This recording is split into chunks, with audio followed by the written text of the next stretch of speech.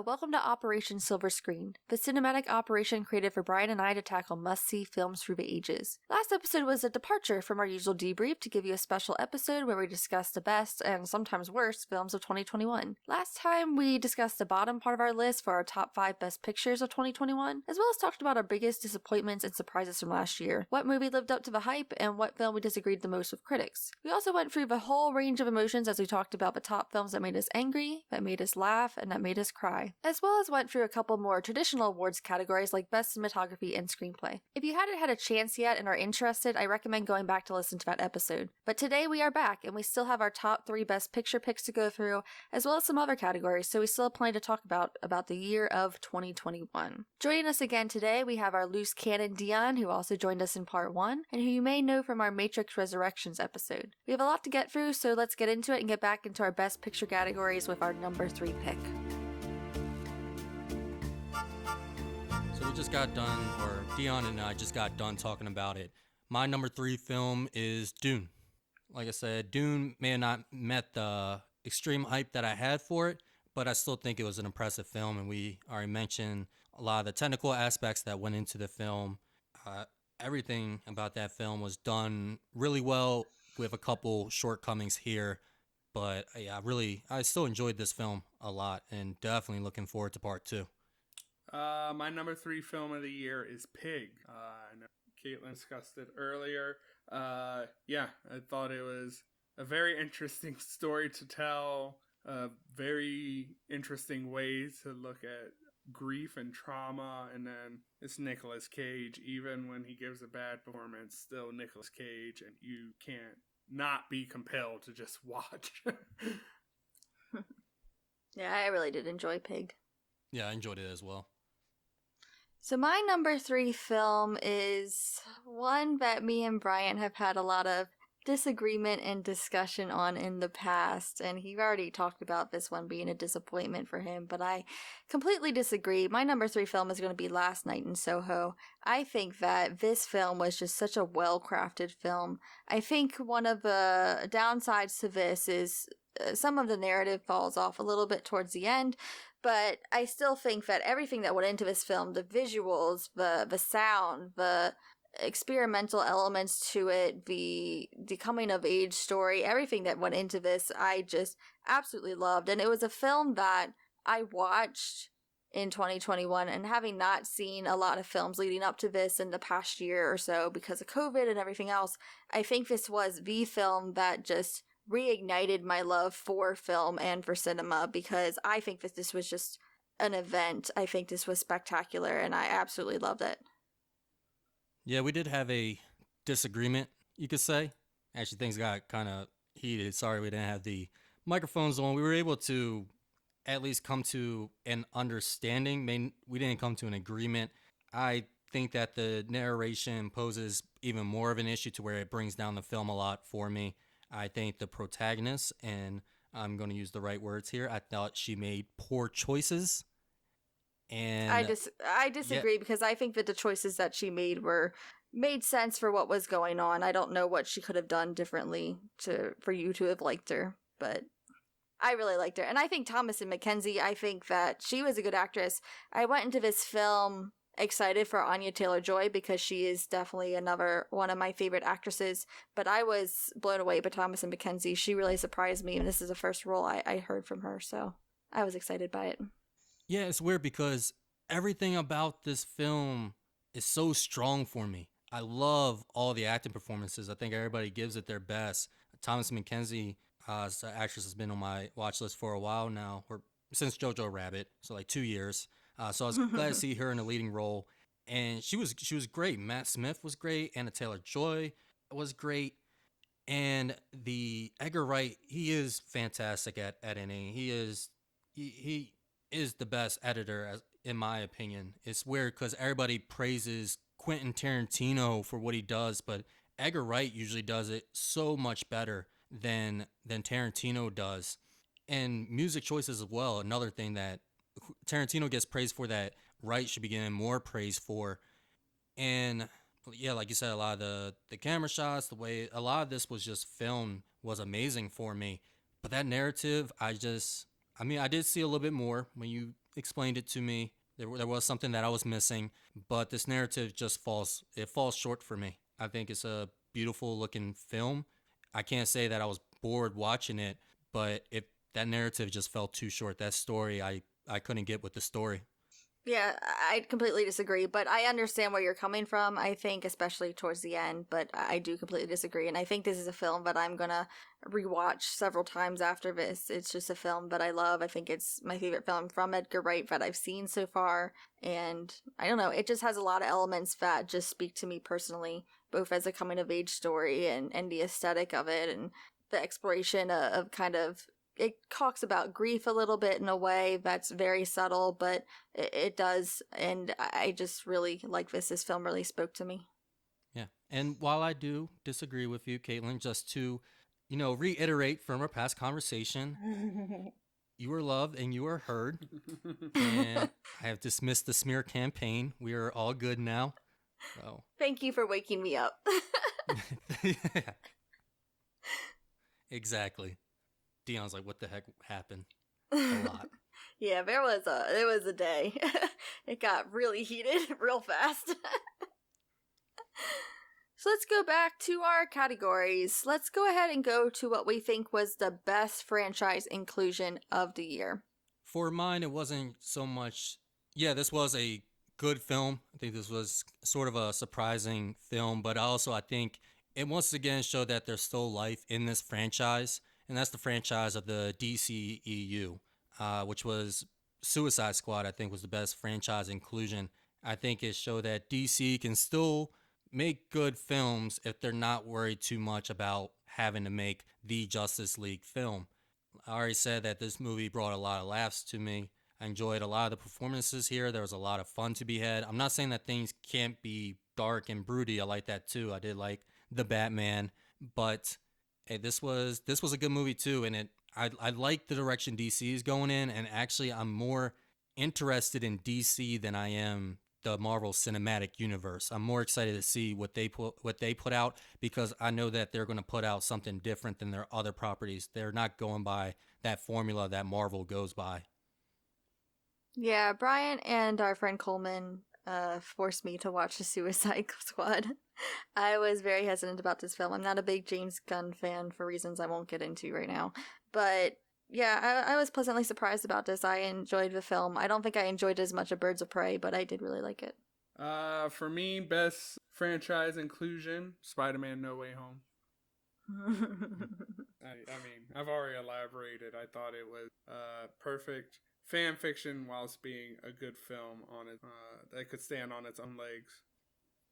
I would say as far as franchises go, I think they hit that formula for the Marvel Cinematic Universe they usually did for the first 2/3 of the movie that I wasn't really feeling, and that's why. But I would say that this movie does separate itself with some of the decisions it makes, especially those emotional decisions and the position that it puts its hero in. That separates the movie from the other Marvel properties. For me, though, I don't think this is going to be something that the MCU is now going to emphasize and start shifting their focus or trying to put more focus into this. And unfortunately, this movie, no one knows where the trilogy is going to go and who's going to have it.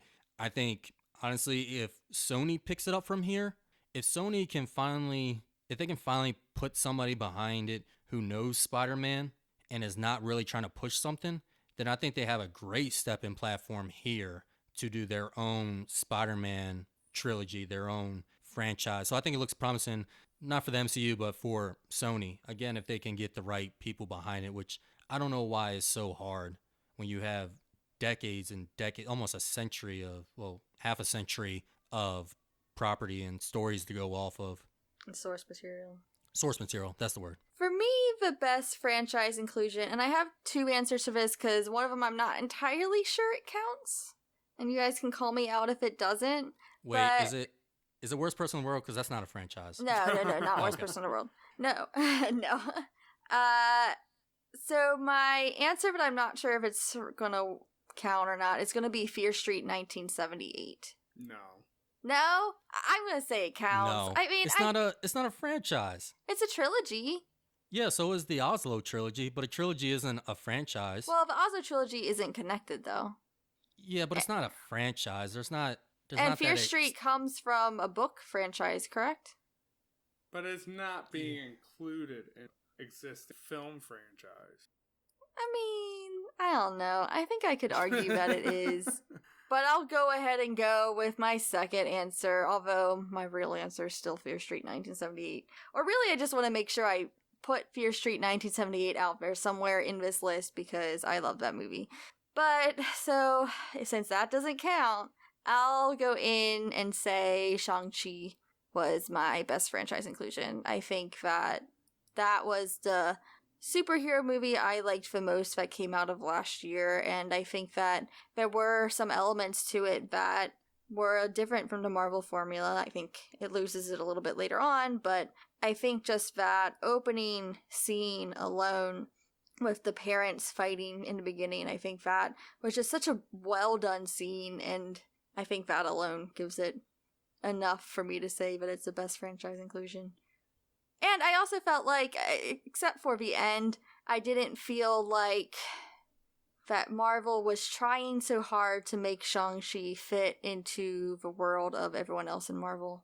To a degree. I think with some of these Disney Plus shows and Spider-Man No Way Home, they rely so heavy on the cameo. I guess we did get that with the faux Mandarin, but I honestly forgot about him. I don't really think he counts as a really cameo that's going to get a lot of fan servicey applause to it, but I enjoyed I this found film. that to be a very good retcon because I know Iron Man 3 is a very divisive film, and I feel like his inclusion in Shang-Chi almost made it like, oh, now I'm glad it exists in the MCU. And also, this is a film that just had a likable villain for me, and that's always a good thing for me. Yeah, this is one of the best villains. I think the Mandarin had a little bit too much screen time, or the fall Mandarin. But I would say this is actually one of like the most heavy references to the MCU. Not so much like it was part of it, but there was a lot of things in there to remind you, like, hey, don't forget that this was part of the MCU. Don't forget that this was part of it. See, I didn't feel that. Maybe because I'm just like so like used to like these Disney Plus shows that, and like I said, Spider-Man No Way Home, that they can't stand on their own. I feel like Shang-Chi was a good standalone superhero movie. Yeah, it was still standalone, but they still remind you that he's there. But the references aren't there to bring it up. So let's go ahead and move on to what we thought was the worst franchise inclusion from 2021. We were talking about this, Caitlyn. I think you predicted this one for me, or you said something, and I thought, oh crap, I need to make sure that I put this in my notes and save it before I forget. And then I opened up my laptop and I looked and found that, oh no, I already put this in there. So it's strong in my mind that. Yeah, I'm actually going to go ahead and say that we have the same answer for this one, so. I'll go for it. Then you go for it. You go ahead because I know what you're going to pick. Conjuring 3. Mm-hmm. Now, this may not be the worst in the franchise. I mean, there were some other debatable ones there. Black Widow was lackluster, so it wasn't really as bad. Matrix Resurrections was almost as bad as this film. But what really brought down this film for me is that, one, the first film is one of my favorite horror movies. I love the first film. It has a unique element of family in there. Even the second one, it goes back to having that family in there. Also, your two protagonists, Ed and Lorraine, they have a great relationship that continually gets explored. And with this film, they just drop it all. They just drop it all and just make this stereotypical horror film and try to play on, because they're trying to play on that based on a true story with the Satanism, satanic, what is it called? Satanism? I think Satanism was right, I think. Oh, Satanism was right. Okay. And then I just started saying the wrong things. The Satanism, now I was reading and listening that wasn't actually what was occurring back then, and they were kind of exploiting that. I mean, Ed and Lorraine, we all know that they were con artists anyway in real life, so this is always a bit exploitive. But they just kind of drop all that just for this very, very standard, not even standard, below average horror movie, kind of what the other horror films in this franchise are that most people usually skip, like The Nun, the first Annabelle. This falls into that realm, and it's very sad because this is the core this is the core movies of this franchise. And again, it's something I really like because they have a unique element to it and they don't move anywhere with it. Now I know we had the same pick, Caitlin. Are those the same reasons, or did you have something a little extra to put into this? No, I think it's the same reasons. I don't think this is the worst film in that franchise. I think maybe the first Annabelle film would be the worst for me. But those are all spin offs, the ones that have done poorly in the past. They're not the core series of The Conjuring. And I think this is the first one from the core series that James Wan wasn't a part of. And it shows. Yeah, it shows a lot.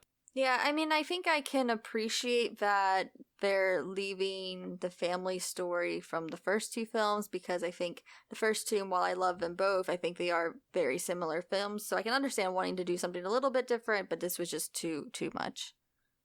I would say it was too little. Like they just got rid of. I mean, I don't want to see the same thing either. Like I said, I wanted to see some uniqueness to it. Yeah. But honestly, I would have rather watched the same thing over again over this. It was just very basic. I feel like I forgot a lot of the movie as soon as the credits rolled. I was like, okay, what was this? What did I even watch? I don't even hardly remember half this movie because it was just not very good. Yeah, I unfortunately remember all of it. I haven't seen it yet, so for me, my worst franchise inclusion was The Matrix Resurrection. I was featured on that app discussing why I don't particularly like the film. I think it's self-aware and how much of a cash grab it is. I didn't like the new updated cinematography and sort of the new type of action sequences. And then I thought the acting wasn't great. I thought the action sequences didn't have sort of the prestige they had in the original film. And yeah, I thought overall it didn't have a reason to exist either. And to have a bunch of minor characters that you think they're going to set up for future sequels, I feel like it relied so heavily on Neo and Trinity that you don't even get to care about anyone else. So I don't know where the franchise can go from here. So yeah, I definitely didn't enjoy The Matrix Resurrections.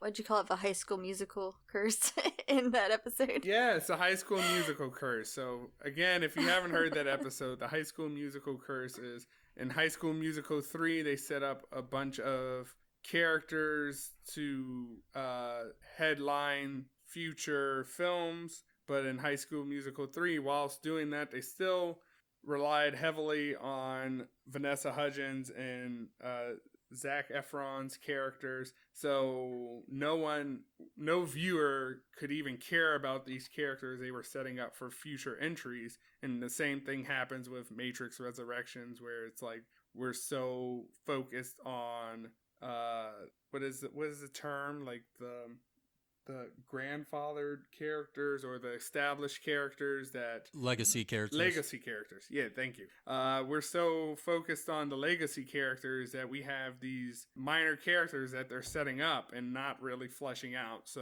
now we just are stuck with no one to care about in any future entry in the Matrix franchise. If there even is one, I have a feeling this will end it off until they decide to reboot in another 20 years. Yeah, for me, I'm just not a fan of Matrix, so I can't say that this was the worst franchise inclusion for me personally, but I definitely was not a fan of that movie. I love The Matrix, but I don't love the Matrix franchise. And yeah, it wasn't a good movie. And if you want to hear us talk more about it, that was actually our first, not only the first episode that you were on, Deon, but that was our first Legacy review, our first reboot, remake, requel film. Our first bonus objective, yeah. So yeah, go listen to that if you want to hear a little bit more in depth. So let's go on to something that is a bit more happier, maybe. Let's go ahead and go to our best animated film category. Yeah, this isn't happier for me. I'm going to bring it down again because my favorite animated film was a recommendation of yours, Caitlin. I didn't know about this movie, and it's the movie Flea, which has an interesting concept. It's an animated film, but it's based on true life events. It's actually a documentary that is animated.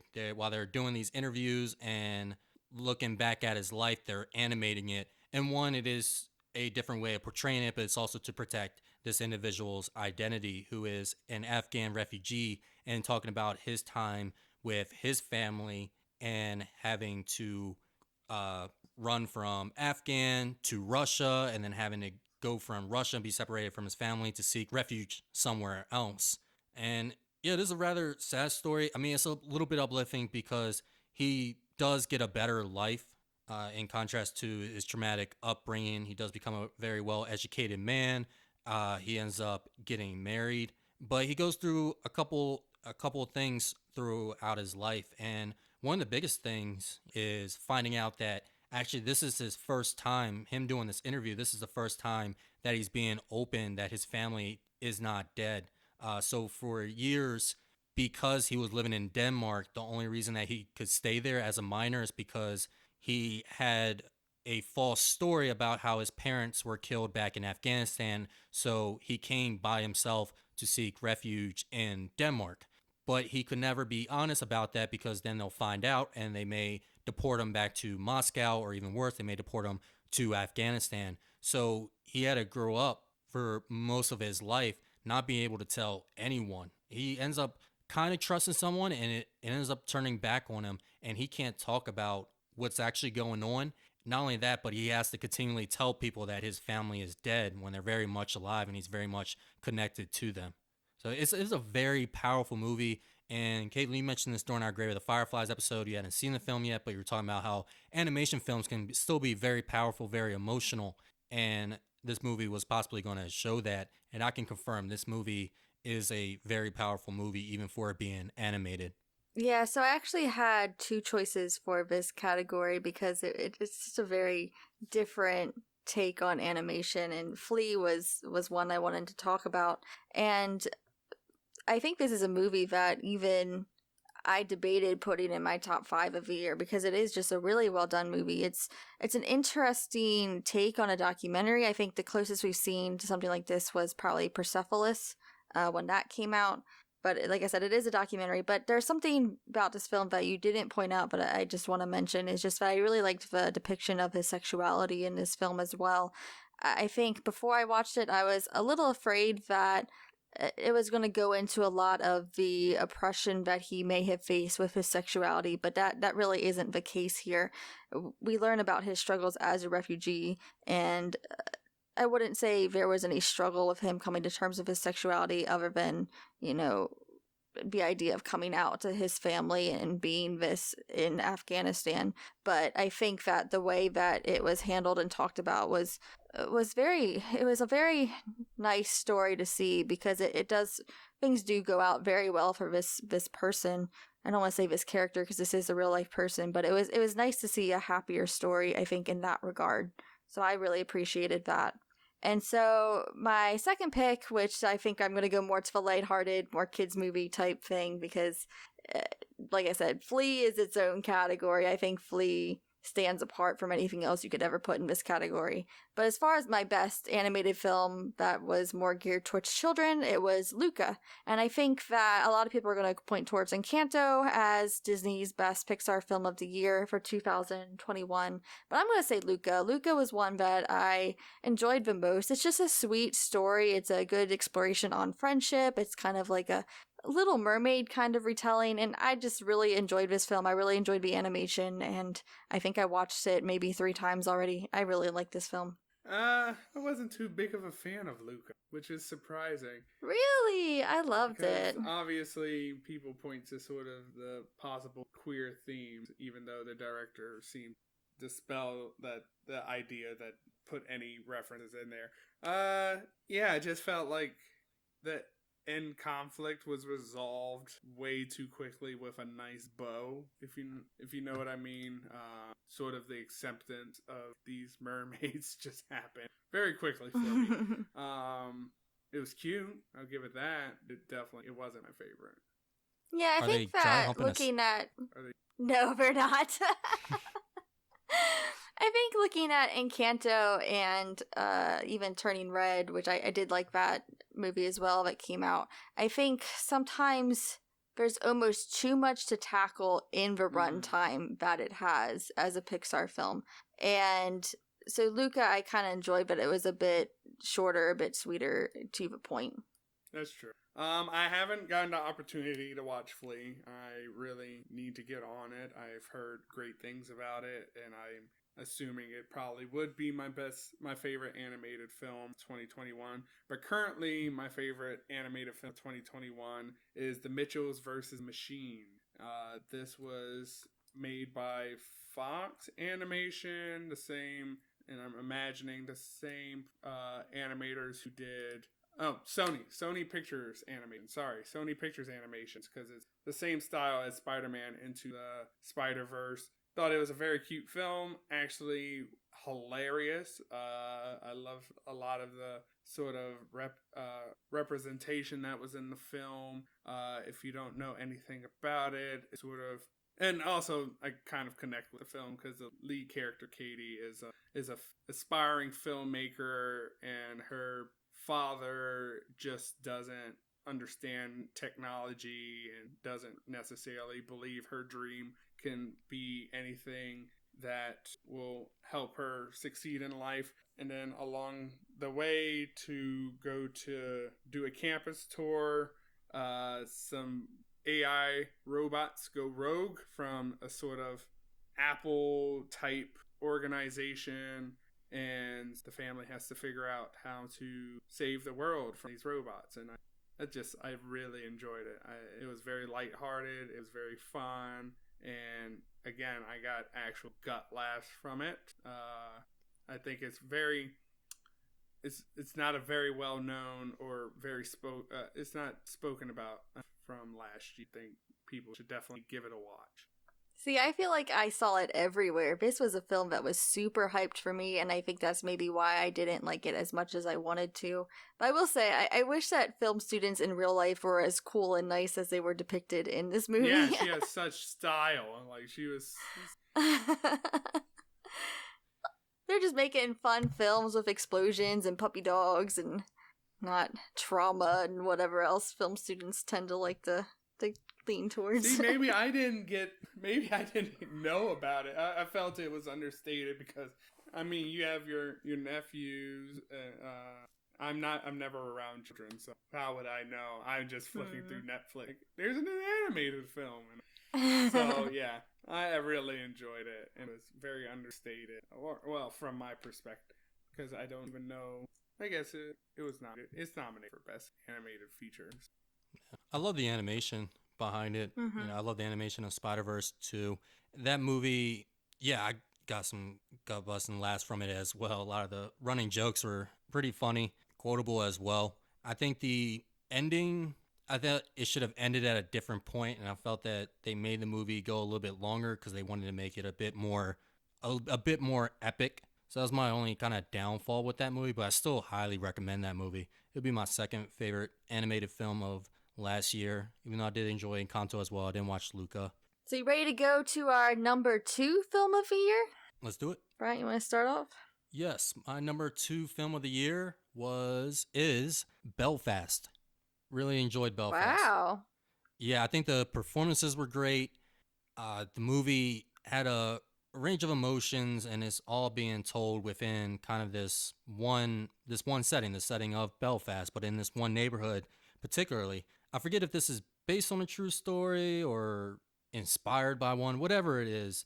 I mean, I can see it either way. I think it's based on the director's life, correct? Isn't it based off kind of Brandon's life? Okay. Or Brandon, whatever you pronounce that. Yeah. But I think the performances here are great. I think the story it's a simple one. It's weird. It's simple, but it's a lot larger. It's kind of like this neighborhood. This neighborhood has been placed in a situation that is much larger than it is, and they're trying to keep it simple, but it really can't be. But the focus isn't completely there. It's more in the life of the character Buddy and him growing up with things. It reminded me a lot of Jojo Rabbit, which is another film that I love. And even so much, like, kind of the two little boys look similar. And actually, I really got confused. I thought the one actress was Thomasin McKenzie for a while. The one, the older. Yeah, the older hood rat cousin. Yeah. She wanted to do hood things. Everybody wants to be gangster until it's time to do gangster stuff. Yeah, I'm glad I fit this movie in. It was I really enjoyed this film. Yeah, I am kind of surprised that you ranked that so high. I mean, it's a sweet film. I'm not arguing against it. I am surprised that you put it up that high. What makes you? I'm curious because you left a pause in there. See, I wasn't going to say anything, but now I got to ask. Like, what makes it surprising for me? Uh, just because it is a more simpler story, and I think that, I don't know, just compared to some of the other movies, for me personally, it doesn't have that oomph, but I did really enjoy this film. And I think it was one that you were, I don't know if this was a dreaded watch for you, but I don't think this was one that you were really hyped up about it either. Actually, no, this was one of the ones that I was making sure that I saw for this episode. The other reviewer that I watch and you watch sometimes, they were hyping this film up a lot. So it's one that I've been meaning to get to, especially because the runtime too. You know, it's great. I had a lot going on, wasn't able to fit it in as soon as I wanted to, but I'm glad that I did, and yeah, I'm glad it lived up. I'm not saying that I'm crazy about this movie. Actually, and we'll talk about it a little bit more with 2021 again. But honestly, like the only film that really was spectacular to me was number one. But this still was a great film. For me, my number 2 of the year, Spider-Man: No Way Home. Oh, Deon, you're killing me. I'm trying to think what number one is then. Well, I can't spoil that. Like, you have to wait. Yeah, to the no, end no, of I'm the just- episode. I can't spoil it. All right, well, hurry up, Caitlyn. I want to know what number one is. Get your stuff out. No, I mean, I respect it. I respect it's your choice. I don't agree with it, but I respect it. And I can understand. It's fun. It's fan. I think for that film, there was some criticism that it was about the fan service, but I don't think fan service in itself is always a bad thing. And I think that for some reason we have this idea that it's always a bad thing, but I don't think that's true. No, I don't. And if you have fun with a movie, that's what matters. Yeah, it was fan service, but then it also had its like dramatic points in there. Yeah, isn't every sequel technically supposed to be fan service? Like it's building on the first yeah, one. that's what I'm so saying. I want to be satisfied with the characters that you have created for me. So I guess all sequels in that sense are fan service. The fact that we're looking at this continuation and we want to be satisfied with where they evolve. And yeah, I enjoyed it. So my number 2 film of the year, and I'm struggling with this between this one and my number 1 pick. I've been going back and forth a little bit, but I think I'm going to go ahead and put Shiva Baby for this one. I really love this film. It was a film that I just kind of checked out on a whim, and I'm so glad I did it. Like I said, this director, she's young, she's talented, and I applaud everything she's doing, and I think she's going to go on to do great things if this is any indication of it. But this film uses horror elements. I think it builds up anxiety and tension so well in this film without getting secondhand embarrassment too, because this is an awkward situation, and the character you're following, she doesn't always make the right decisions, and sometimes she can be a bit awkward, but I didn't get the secondhand embarrassment from it, and I think that's good. I liked that I could enjoy this character. And also I think that this film has a very good treatment of bisexuality in it as well, that I really appreciated. It's something that, doesn't get touched on very often in films, and I really appreciated that in this one. I don't disagree. Yeah, I don't disagree. It was my number 5 pick, so I totally understand why it's your favorite. And I was so excited to show this movie to you, and I'm so glad that you liked it, because I really did love this one. Like, just thinking about it, this is a film that I think about it, and I just get excited. I really do love this film. Now I really I'm need interested to check see it what out. else they have. I really need to check it out. Yeah, it's short. It's not a long movie. It's a pretty self-contained movie. It's like a one-location type of film. And it's fast. Good. Yeah, very fast. So let's go ahead and get into our acting categories. So let's go ahead and start with our best supporting actor and actresses. And we'll go over both. I was struggling a bit with supporting actors because actually I knew who I was going to pick. Like I already knew who I was going to pick, but there's somebody that came in that I was not expecting at all. That was kind of making me judge the two. I still went with my original pick, which is Anders Danielsen Lee, or Lai. Let's go with Danielson. Let's just say that. Mr. Danielson. I think it's Lee. Pretty sure it's Lee. From The Worst Person in the World. who has actually been in all three of these films of the Oslo trilogy, even being the main character and sort of the co-protagonist in the first one, but he's the main character in the second one. He does a great job with this performance, and he even said that he wanted to make this his best performance, and I think he not only made it his best, but one of the best as well. He was helped by a writer and director who gave him a lot of honest lines, but he's the one that actually put that performance behind it, who actually gave a very honest and heartfelt portrayal of this character, to where he even kind of related to this character a bit, because even himself kind of has to play two lives in a way, because he's also a doctor, not just an actor, and he kind of finds himself going back and forth on both professions. And that's even more impressive, that he's able to be a doctor and then able to come in and provide such a great performance. And I do want to give and mention to who I was really surprised by, who kind of made me question my pick, which is Jamie Dornan from Belfast, the father. And the reason that was surprising is because Jamie Dornan, I know a couple of girls may have just fainted at the name, because he is Mr. Grey. Because I never watched those films, but I've seen enough clips, and someone has played the film before, and I've come over and I watched a little bit of it, and there's not much going on with him. There's not much going on with that character, though. So I don't even think he was actually given that opportunity. So it's not like I was judging him or anything, but I was surprised by how well of a performance that he actually gave. So I just want to give him a shout out as well. Yeah, I feel like 50 Shades is also getting the Twilight treatment, where their lead actors are actually pretty good actors, and you would never know from those films. So props to that, I guess. But yeah, so I am also gonna go with Anders Danielson Lee for this movie. You know, when we watched the Oslo trilogy, he starred in the first two films, and then he moved on to a supporting role in this one. And I also did watch another film with Anders Danielson Lee in a supporting role, and that was Bergman Island, that came out last year. It is a pretty decent film. I enjoyed the role he had in there as well, but I think that The Worst Person in the World brought out his absolutely best performance to date. It was a very nuanced performance. I think there's a lot to that character. It's a fully fleshed out character, and your heart breaks for him, I think, towards the end. And yeah, I think he put on an absolutely great performance. I was torn between him and Troy Kotzer from Coda. I think that was going to be my runner-up for this category, but I went with Anders Danielson Lee because we did make that comment in our episode that we were calling the snub already from the Oscars, that he wasn't going to get a nod, so I had a feeling that's what you were going to put for that category.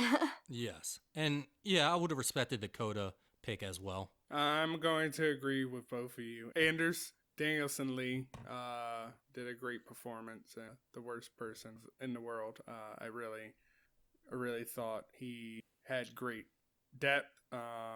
Yeah, out of like I said, the main character, again, I know I'm repeating myself. I don't particularly care for that type of person, but you definitely had him to cling on to, sort of as like who you empathize with and you hope for the best. I hope that's not a spoiler. Cut that out if that's a spoiler. But yeah. Okay. I think that's the first one where we all been in agreement on one category, 3 straight across. Because somebody want to be different on the screenplay. Yeah, let's go on and move on to our Best Supporting Actress now. Okay, so for my Best Supporting Actress, it's going to be in contrary to the Oscars Supporting Actress, because they went ahead and nominated Judi Dench for this role in Belfast. However, I'll also pick a supporting role from Belfast, but it's not Judi Dench. It is going to be Katrina Balfe, who I think does an excellent portrayal of a mother who has multiple dimensions to her, and was a great watch anytime that she was on scene. And she portrayed a lot of emotions throughout the film, and for what you had to feel, she made you feel. Whether you were scared of her as the mama bear, or you felt comfort, being in her arms during certain scenes.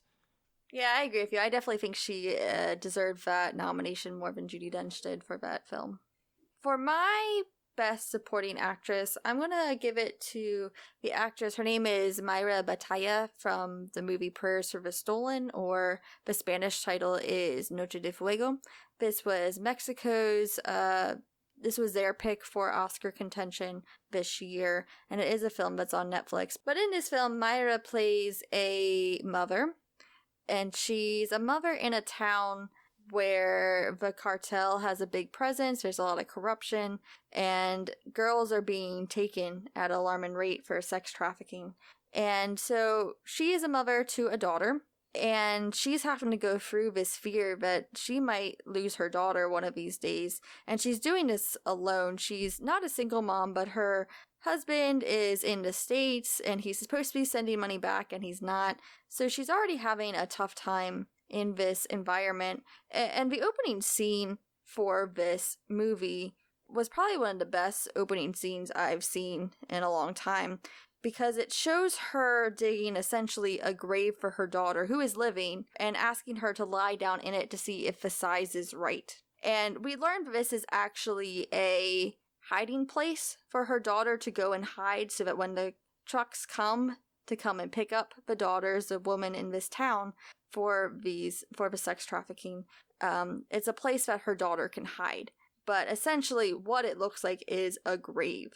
And you see just the turmoil from this character, and I think that she did an absolutely amazing job. And I think this is a film that is going to get overlooked, but it is on Netflix, so if you haven't seen it, I highly recommend it. Yeah, I'm surprised that wasn't... Wait, was this the film that made you cry? Or this wasn't the film? No, you said I another don't know. film. There was a lot of emotional movies for me this year. I think there was a lot. Like I said, I think that this was a year for women, and I think that there is a lot of topics that were heavy for women in particular, and I think they all kind of made me a bit emotional. Yeah, because that sounds like... I mean, if you highly recommend it, I'll put it on my list, but that sounds like a hard watch. It's not... It is a hard watch, but you do follow 3 young children in this, and there is such still a lightness to those kids and the way that they interact with each other and comfort each other. So it's not all doom and gloom. And the director for this, I think she was actually a documentarian before she did this film, so there's definitely a bit of style in there that you would expect from someone with that background. So it does have some things that you can look forward to in it to see. Okay. I definitely will have to check it out. For me, my best supporting actress is Teresa Sapon-Angelo from The Hand of God. It is on Netflix now, but I got to watch it at the Chicago Film Festival. It's an Italian film, coming-of-age story, but she does a fantastic job as the mother of lead character, and the insanity that is their family. She handled it very well as sort of the traumatic moments in the film. I don't want to give too much away. So that's a film that was on my list of ones to watch, but I just didn't get to. How did you like that film overall? I didn't really. Overall, I wasn't really too much of a fan of the film. I feel like the coming of age portion, there was no build up to what the boy finally decides he wants to pursue in a way, and a lot of the elements did feel a bit like disjointed, where you thought the film was this type of narrative or that type of narrative, and it just kept switching. But overall, her performance, I commend her for her performance. Did a fantastic job in the film. So let's go ahead and get into who we think is the best actor and actress from 2021. So let's go ahead and start with the actor. Deon, who was your favorite actor from the past year? I would have to say my favorite actor was Will Smith for King Richard. Don't think it was his best performance overall, but I think he deserves finally to get a win, and I think he embodied the role of that problematic father figure, and yeah, I just think it's his time to shine finally, and I did enjoy the film. So yeah, I do think he did a good job. He irritated me. He was frustrating at times in that role, but I guess that's a sign of good acting. Yeah, because that's pretty much who Venus and Serena's father was. Very persistent, trying everything he could at all costs to ensure their success, as draining as it could have been. And I think, yeah, Will Smith took the role on very well. which might be reflective of how he parents. Who knows? Ryan, what about you? Mine is going to be Mahershala Ali, which is a movie I think I mentioned once. Yeah, the movie that made me cry from Swan Song. I think he did a great job in like the opposite of chewing up scenery. He played great with a lot of quiet moments where he's not saying anything and his micro expressions are just the one that are doing the talking. I really like this performance in here. I think it was the best, and it made me realize that man, we really need Mahershala Ali's real popular right now, but he still hasn't had many lead roles. This was actually his first lead role, and I hope that this year and the next year that someone sees this and sees that he should be the leading man. I know he has Blade coming up, but we don't always, get the best for performance of their career from Marvel movies and superhero movies. So I'm hoping he gets a little bit more. Yeah, I think that's a film that you and I disagreed on a little bit. I don't think I liked it quite as much as you did, but I definitely do think that he was due for a lead role, and I'm definitely excited to see what he can do next in a lead role. Yeah, every time I see Mahershala on screen, I'm excited to see the film. I think he has incredible talent. He's very, well, he just has a lot of, he takes on characters very well. And whether it's troublesome or they're the villain or they're the good guy, I think Mahershala's range is very impressive. And then, I don't know, I just love seeing him on screen. Yeah, I agree. Yeah, same here. So, for my best actor pick, I will say that this is a category that gave me some trouble. I think there were a lot of really good performances from actresses this year, but I think that it was a little bit more limited with best actors. And a lot of the ones nominated, other than Will Smith, I didn't feel like I really connected with from the ones that I saw. But I did decide for my category I was going to give this to Hidetoshi Nishijima from Drive My Car. I think that just with the length of this movie and the amount of conversation this has, I think he really did carry that well, and he performed this well, and I think he performed that feeling of grief and confusion and anger very well in this film. As I was mentioning, I've yet to finish the film, but from what I've seen so far, yeah, his performance has been great, especially with the first heartbreak at the early on in the film. I really felt it from like his perspective. Yeah, it was a very nuanced response to the thing that happens to him early on, and I think we see that nuance well through him and through his performance. Yeah, I would agree. So what about best actresses now? I would say I was actually surprised by Kristen Stewart's performance in Spencer. I think it was definitely one of the most memorable ones. And I don't know if it's just a product of the fact that we have this impression of her as a Twilight actress and not that strong of a performer. But I think her portrayal of Diana's was very nuanced, especially since there was very little dialogue, but you got this sense of isolation and anxiety and loneliness from her role. I thought Kristen did a fantastic job. Yeah, so Kristen Stewart is actually my pick as well. And I think this was a year that I finally came to appreciate her as an actress. I mean, I've seen her in roles before, but I think that she did acting very well. I saw her in Still Alice. I think that was one of the first times I said, "Oh yeah, she's a really good actress." You know, all that Twilight stuff aside. And then this year, I finally got to watch Personal Shopper. Obviously, that didn't come out this past year, but I really enjoyed that. I really enjoyed her performance in there, and so I really got to see who she was as an actress. And then when I went and saw Spencer, I think she did just a phenomenal job here. And after I watched that movie, I went and looked up an interview with Diana, and I think that she did a really good job of capturing a lot of the mannerisms that she had. Yeah, I've been hearing great things about her, and it's pretty much a hands down situation as far as her being the best actress. Unfortunately, I didn't have the time to watch the movie, so I can't say that she's my favorite actress. That is one of my movies that I do plan to watch. My favorite actress was Renata Redsteve. Well, I'm sorry, I probably butchered the name still. Close enough. But that's the lead actress in The Worst Person in the World. We talked a lot about this movie. This movie's been showing up in my list a couple times. And I think she just plays a great role. And not even just a great role, she gives a great performance in that role that doubles up on the sincerity of it, of her character. Yeah, I agree. I loved her performance. Let's see if she goes back to carpentry after this. So let's go ahead and move on then to Best Director. And obviously, this is a big category.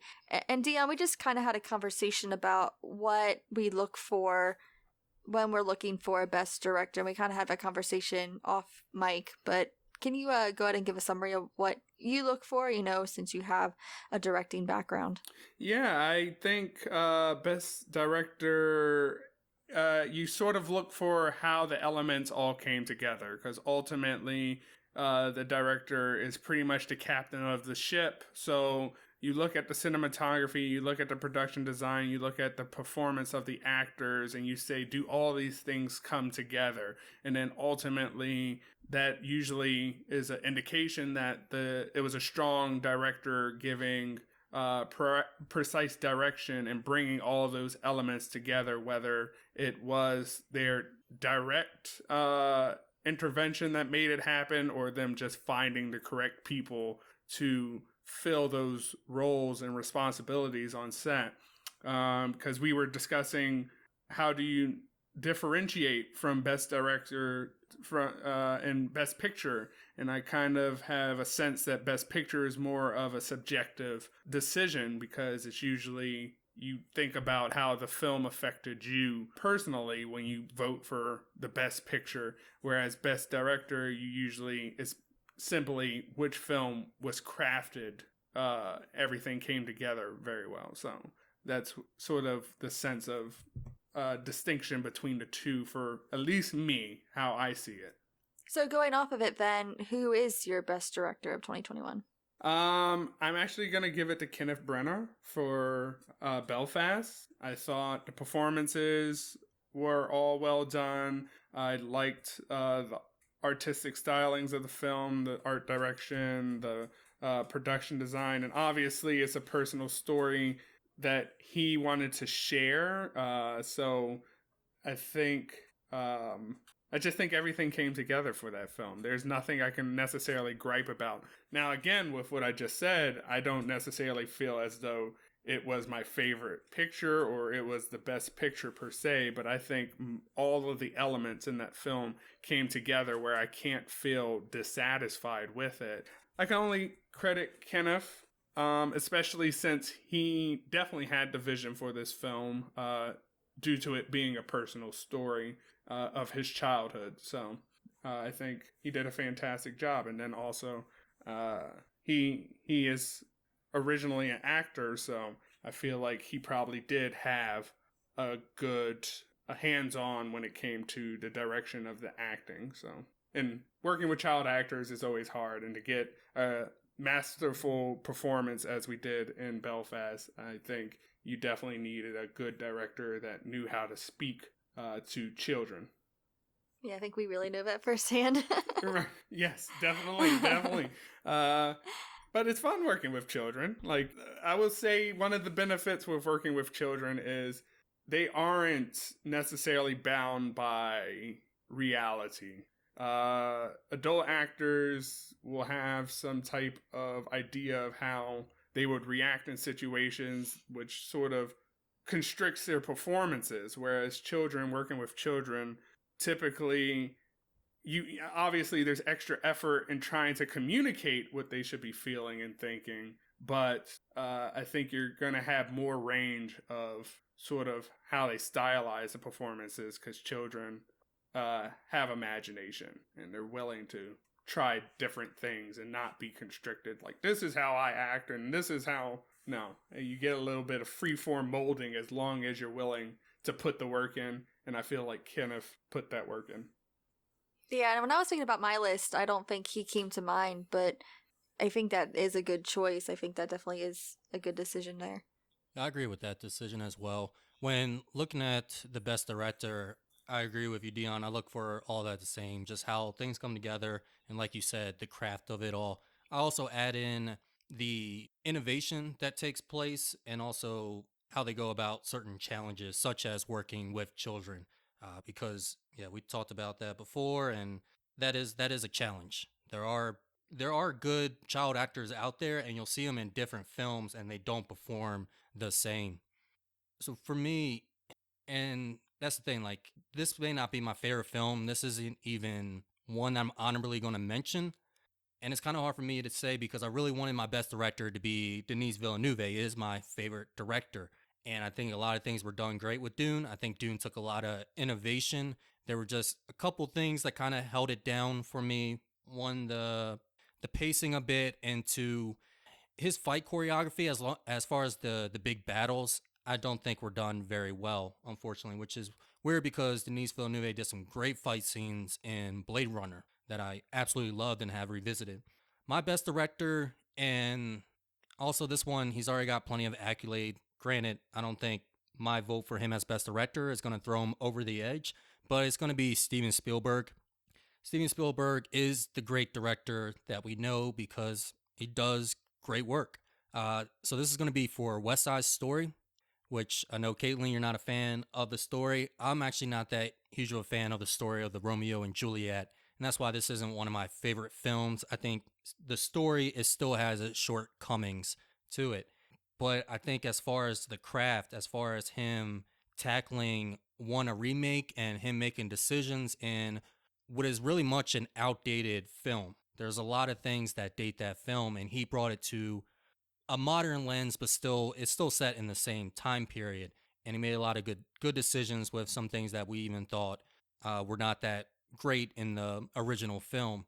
Also, there's just so much of this movie that comes together, and you're just watching each scene and can see how if like one thing was out of places can all come down, especially when it comes to the choreography of the dancing and the music. There are a lot of scenes that I saw like, hey, if one thing's off right now, they would have to redo the whole thing. So you know that a lot of work went into it. But also the acting, one of the lead actors, the leader of the Jets, he's what's it called? He's a new actor, and he gets a great performance brought out of him. The new writing that added to the story was great. The colors that were used in here were fantastic. The cinematography was on point. Everything with this film was just, again, well crafted. So that's why I have to give it to Steven Spielberg. Yeah, I mean, he's obviously one of the most masterful directors in history. I'm pretty sure if you even mention who you think of when it comes to cinema, Spielberg is probably the top of everyone's mind because he almost does it effortlessly, which is, I mean, he does have films that aren't good. Some films are less enjoyable than others, but you can't deny the fact that he has such a incredible range when it comes to film, from being downright dreary and sad or melancholy to being a adventure with dinosaurs. So I haven't yet to see West Side Story. I have heard great things, and I find it funny that I heard sort of the controversy within the Heights, which I enjoyed last year, about the lack of Afro Latinos that are prominent in sort of the Washington Heights neighborhood, and I didn't hear that controversy with West Side Story. I think I found it funny that this film that was set in the 60s, correct? Is it 60s? Yeah. That it was able to pull off the representation of a film that was set modern day. I don't. Well, then so, again. So did it have more representation then? Because I mean, I haven't been able to tell. Just because I haven't seen the film. From what I've seen or have heard, it does. And especially who's nominated for supporting actress. She's Afro Latino. Yeah. So I mean, In the Heights definitely had some characters to represent, but it's just that as a grand scale and as far as like what your extras look like, that's where I think it mostly lost a lot of that representation. And it might be a case of the reason why West Side Story got it right is because obviously the original one got it wrong.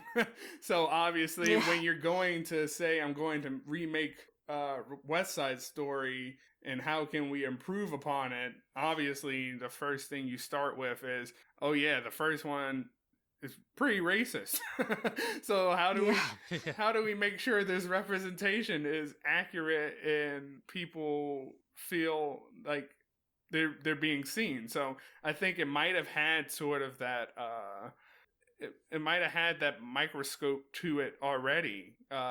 As soon as they decided to make this film, it was like, okay, how can we have this? Whereas in the Heights, you didn't necessarily have to think that way because it was just a product of its, like, it was created now, and no one was necessarily thinking about the racial repercussions of, do we need to highlight this? Whereas West Side Story, you did have to address those things head on immediately. So.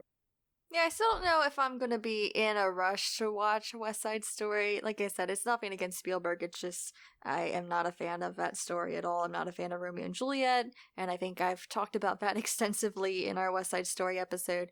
But I do like hearing Spielberg just because in our Godfather episode, we talked extensively about the film school generation and the legacy that they kind of paved in Hollywood. So Spielberg being a large part of that generation, I mean, his legacy's there. He's got the skills.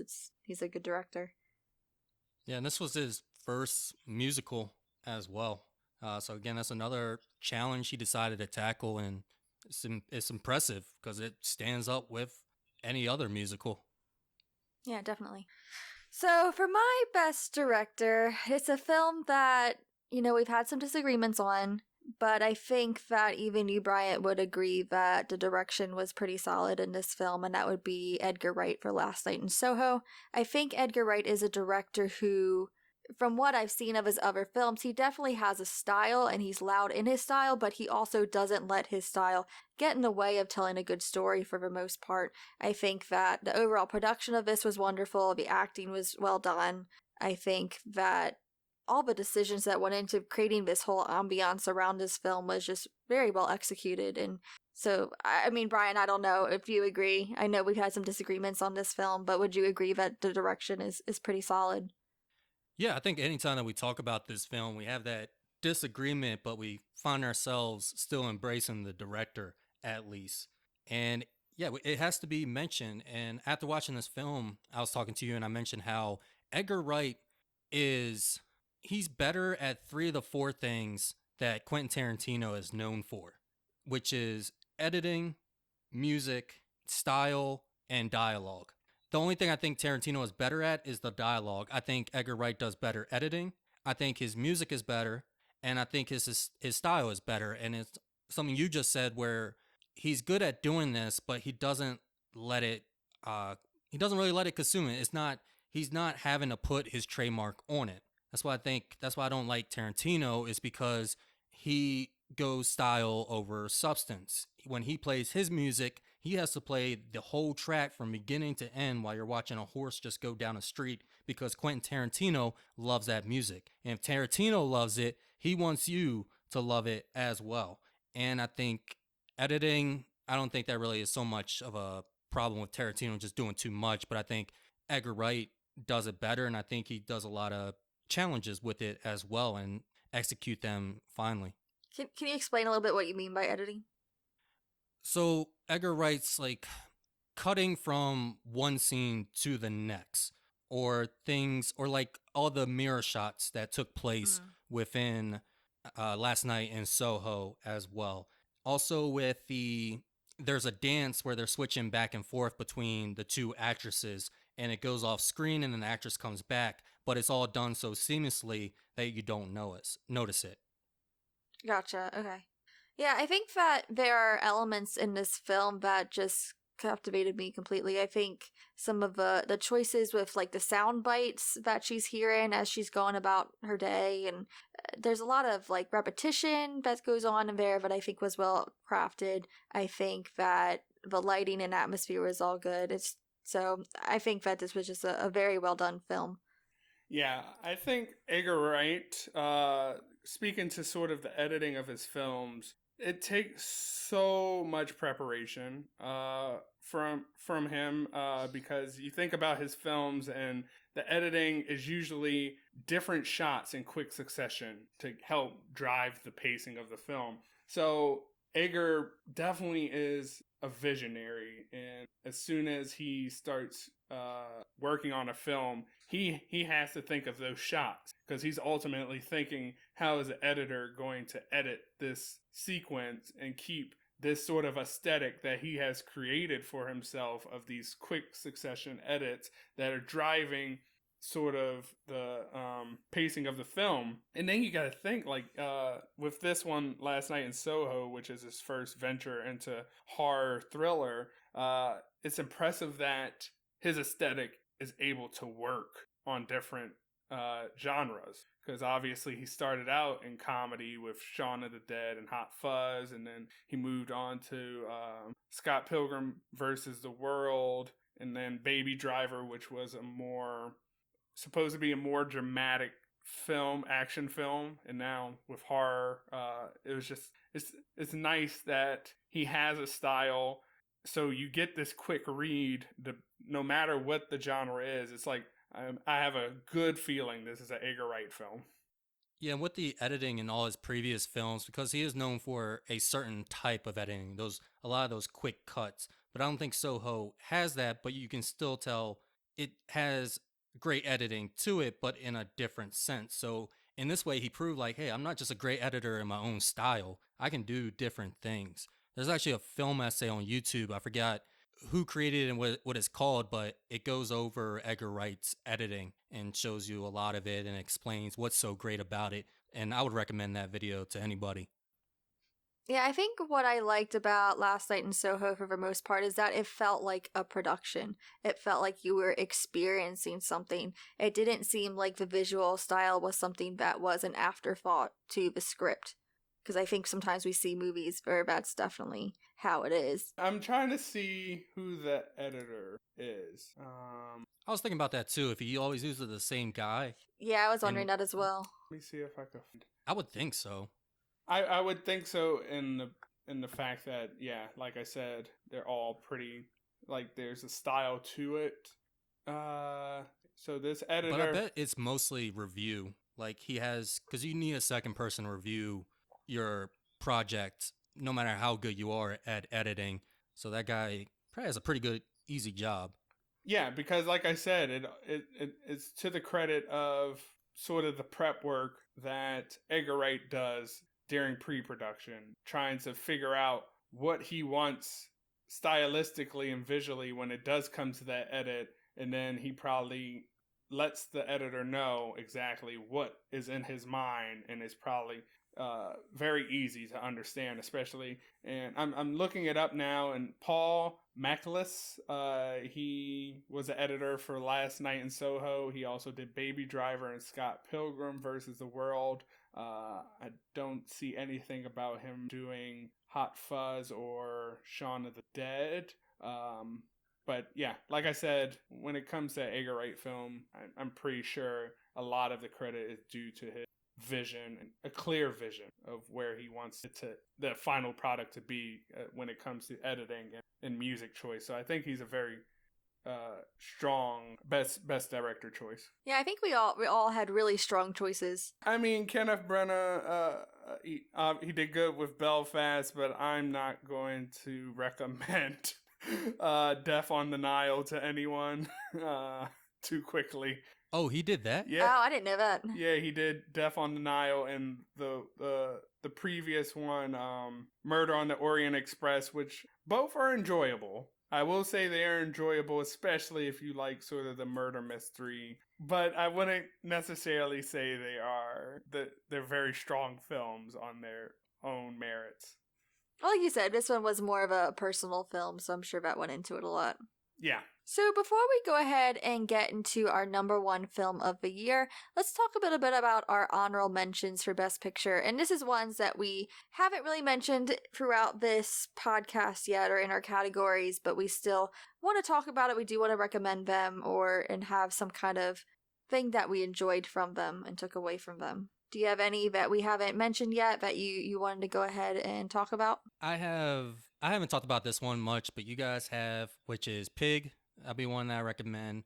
Mentioned Suicide Squad. Had a lot of good laughs with that movie. Swan Song, I mentioned. Say go out and see that. Tragedy of Macbeth, we haven't talked a lot about. That movie, I can't recommend to everybody. Actually, that's probably like my pretentious pick of the year that I really enjoyed. because I was not digging it for like the first 10 minutes, and then I really got into it. It's very much it's not even very much an art film, but it is a sort of niche film. But I liked a lot of things about it. I did actually like the direction in this as well. I liked a lot of the shots that they did. A lot of the transitioning was very cool, and how they kept up the look of a play as well. Just make sure you put on the Le- subtitles for that one because I almost made that mistake. Yeah, those subtitles, it's not even so much that I needed to understand, it's just that I needed some also like something to look back visually as far as the words go, because I was trying to catch up with the old poetic the old time English. I was trying to get my head into the thinking of trying to get that kind of filter on and understanding what they were actually saying.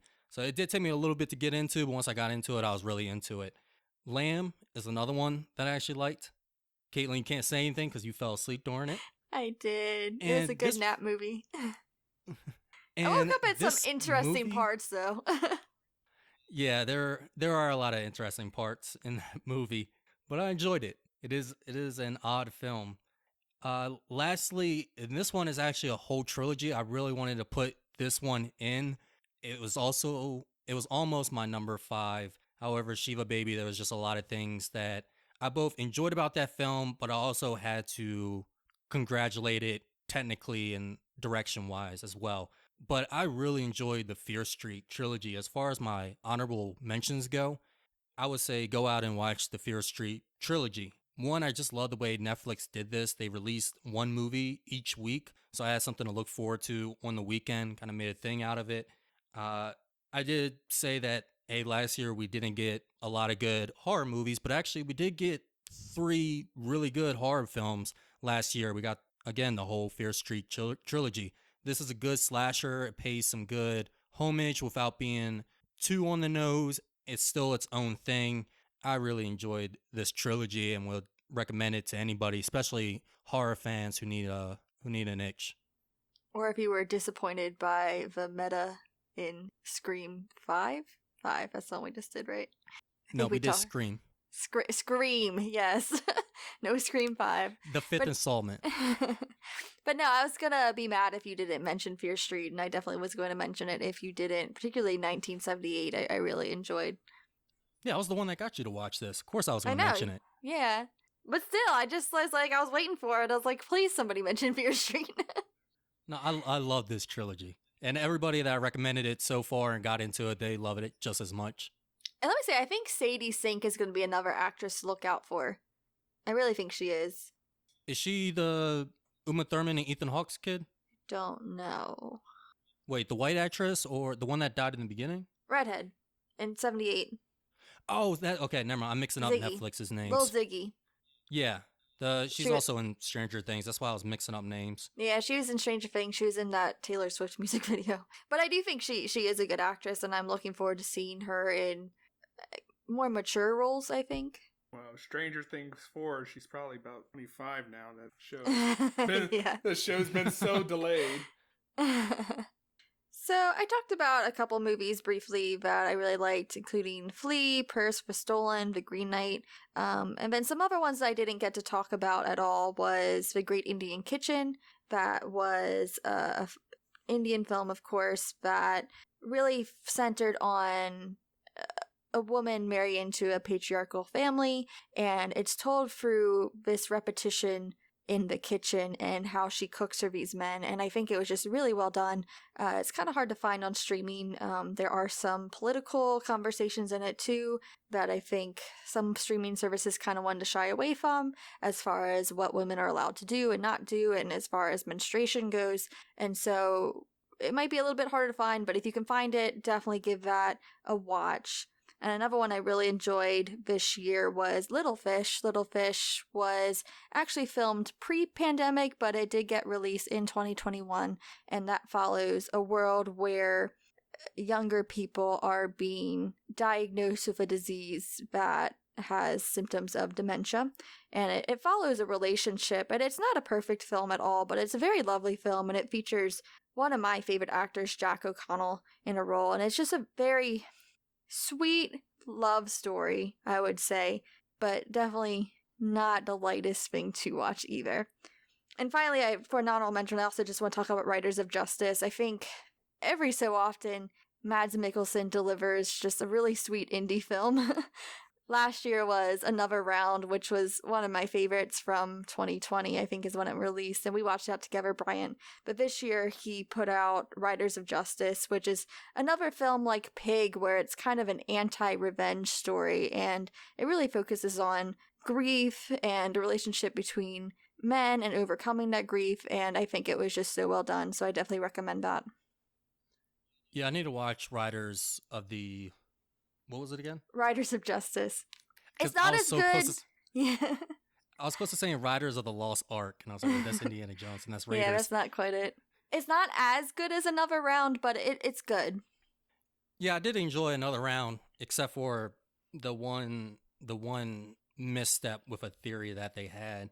Like, what if we go over our alcohol limit? What will happen? Like that's not a scientific discovery. You're gonna black out.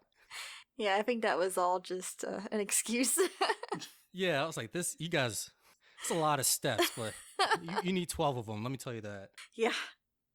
And also in that film, there also is a performance that almost even overshadows Mads Mikkelsen's performance, I believe, from a supporting character. So I thought that was kind of cool.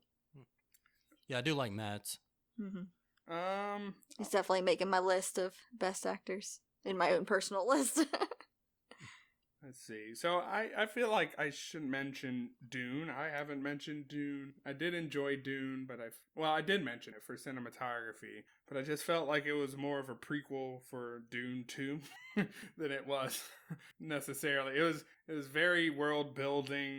It was very world building, but it was epic in its own right, and I didn't feel like, oh, I should turn this off. So I did feel it was overall satisfying. Do I wish there was a story arc that could have been like crafted for that first film that was self-contained? Yes, but you know, it was very world building, beautiful to watch. Even though I mentioned it was problematic with sort of the controversy of diversity, I really did enjoy In the Heights. I think it's probably one of my favorite musical films. The style and sort of, I guess I like the music.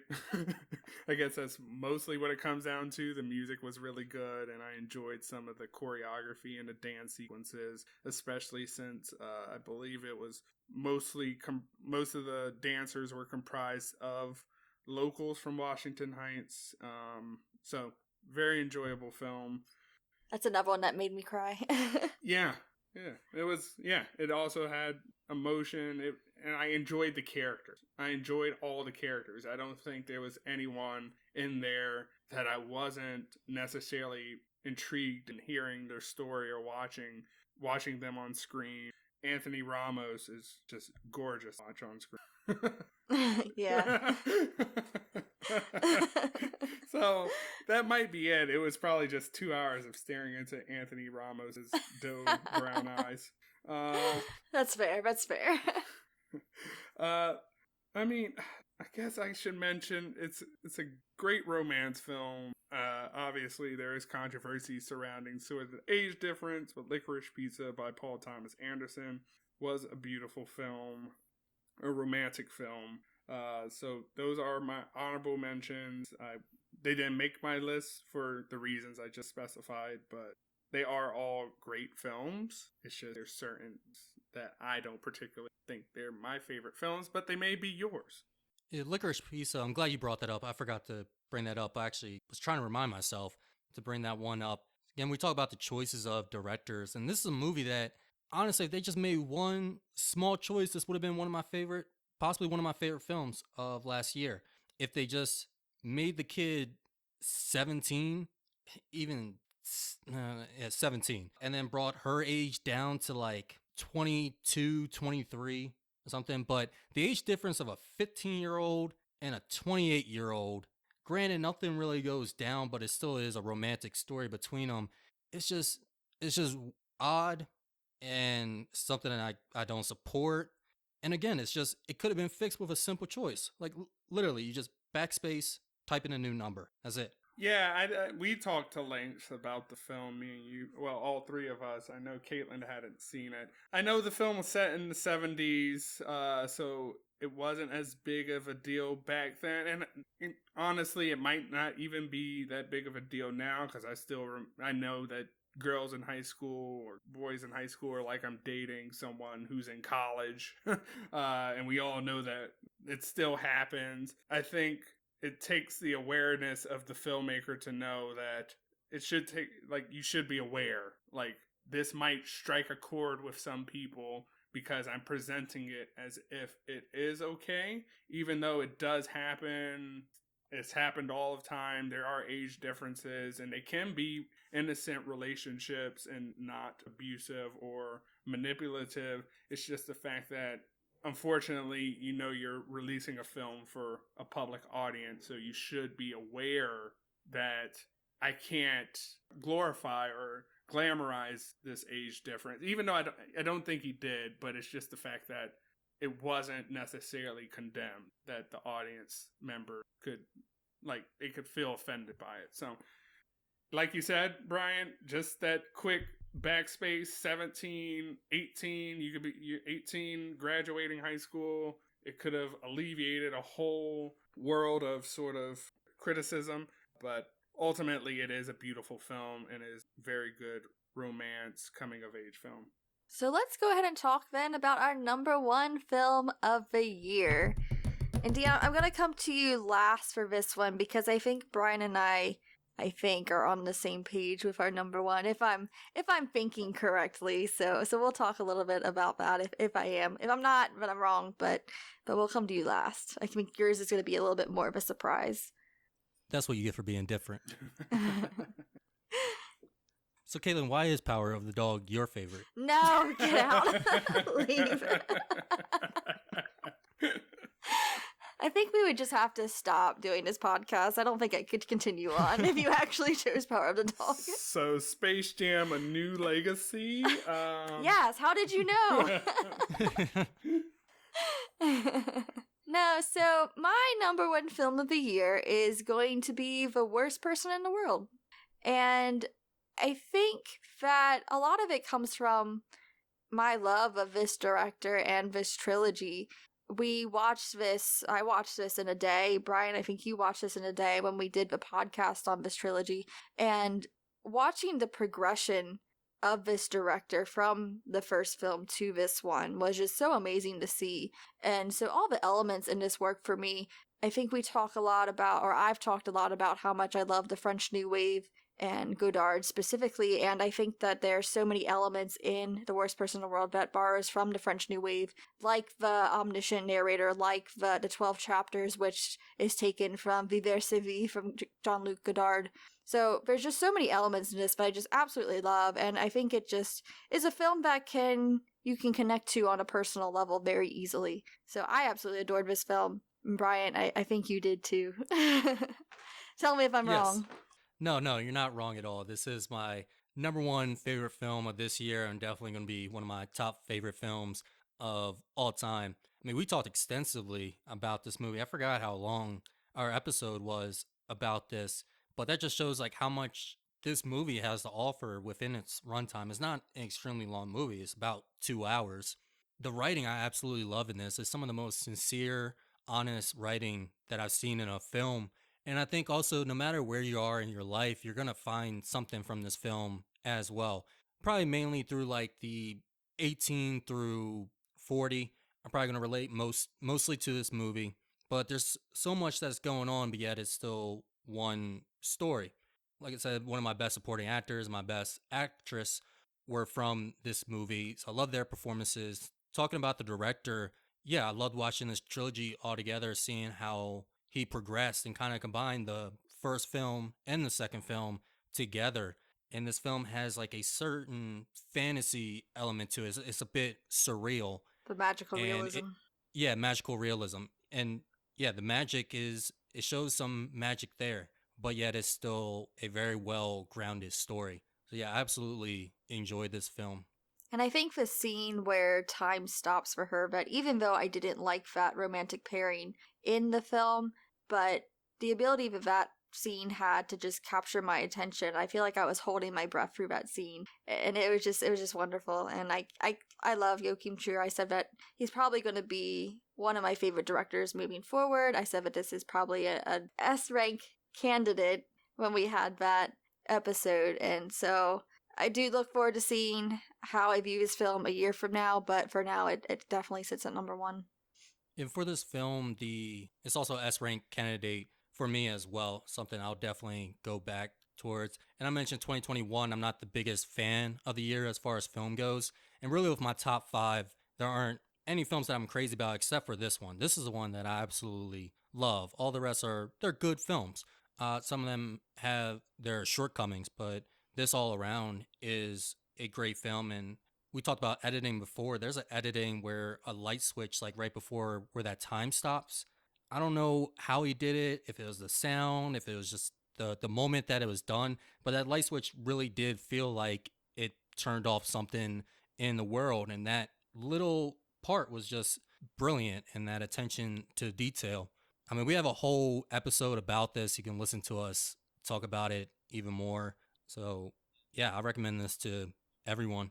Yeah, I think I like too that it's kind of become in our personal conversations, just like, oh, we're having the worst person in the world kind of night. Like just kind of moments that we're feeling, uncertain, or there's something that the film kind of spoke to, something in our personal lives, because there's just so much that it can speak to. It's just like, oh, yep, I'm feeling that tonight. The good old Oslo conversations. Yeah, the good old Oslo conversations. Wonderful trilogy. And I highly recommend to watch that whole trilogy because it's a masterpiece, honestly. So, Deon, I think this is the moment we've all been waiting for. Yeah, because I got no clue. Yeah, I don't think any of us have any idea what you're choosing for your best film. Well, I'm just double checking. It did come out in January of 2021, but it was nominated. It was nominated for an Oscar in 2021 as well for Best Adapted Screenplay. The film that is my number one film of 2021 is The White Tiger. It is a Bollywood film that was distributed by Netflix, directed by Raman Bharani. The most notable actor in the film, at least from a Western standpoint, is Priyanka Chopra Jonas, Nick Jonas's wife. It's a rags to riches story. I don't know, have either of you gotten a chance to watch it? No, I haven't. I think I did hear about it, but I didn't put it too high up on my priority list. Because I think there was other movies coming out of that country that I was prioritizing above it. Yeah, I would say, obviously, if you know Bollywood films, you need to be aware that they are very, what's the word? They can be over the top. They can be very dramatic. They can be more saturated than a Western film. But that's just their style of filmmaking, which I enjoy particularly. And then I enjoyed this film because it was a rags to riches story.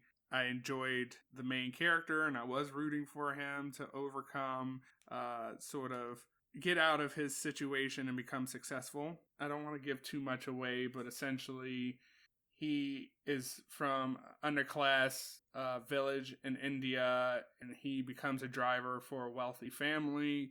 And there is the wealthy family sort of takes advantage of him, and it sort of shows how elites sort of take advantage of people from a lower class, or the people that work for him especially.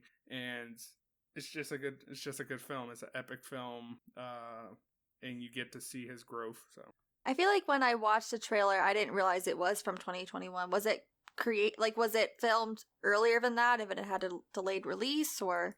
Yeah, it says it was filmed in 2019, but it didn't release officially until it premiered on January 13th, 2021, and it was released on Netflix on January 22nd of 2020. So it's on Netflix still?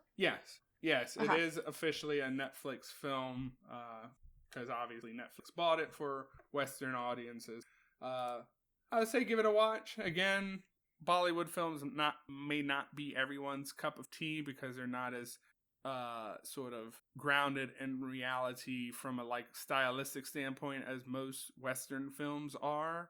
And I'm not saying it is overall the best picture that came out last year. That is definitely not what I'm saying. It's the one that gave me the most enjoyment. So this is very subjective, and it's one that I will personally rewatch in the future. And you said that the Oscar that it was nominated for was adapted screenplay? Yes, it's actually adapted from a novel. Let me see if it's of the same. Yeah, because the poster for it looks like kind of that novel. It has that novel look to it. Yeah, I remember seeing this movie. I remember seeing the poster, and I thought about watching it, and then I guess it just slid off my radar. So yeah, I'm definitely gonna go ahead and put that up on my queue. Yeah, it's definitely going to my watch list, yeah. I know their like official Oscar entry was Pebbles, and that was one I wanted to watch but didn't get to watch. But I think that's definitely a more serious film from what I haven't heard seen of from Pebbles. it. Let me look that up. But yeah, I hope that was a surprise. I guess it's mostly surprising in the fact that it did come out in 2021 and how depressing 2020 was, because there may have been mentions of it in 2020, but it didn't release. It just shows how time stopped a whole year. Yeah, and I'm kind of glad that your best picture is something that neither of us has seen. You can all watch it and think, oh my goodness, he has terrible taste in film. Why did he choose it? Yeah. I'm like, cut that from the episode. Yeah, I might have to bring you back on here. I'm telling you. I'm just going to do Deon, a explain voiceover where yourself. it's just, you're going to be like, my favorite picture was, and I'm just going to come in, worst person in the world. Yeah, there we go. I don't know, Space Jam, A New Legacy. It was up there. It was up there.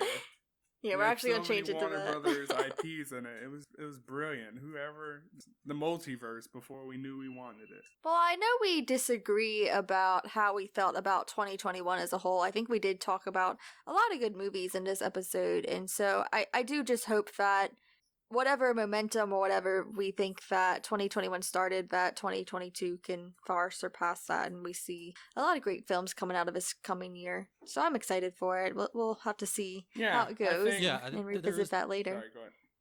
Yeah, there is a lot of great films that we talked about. 2021 did have some great films. I still don't think the year overall was the best compared to other years as far as what was being released, as far as the direction that film culture is going towards and what they're releasing and the diversity of it.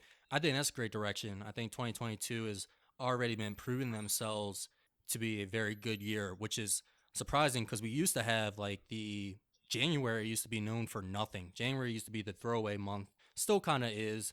February only recently got better, and March it starts picking up, and I'll say like I've already seen some great films from this year. Yeah, I just want to.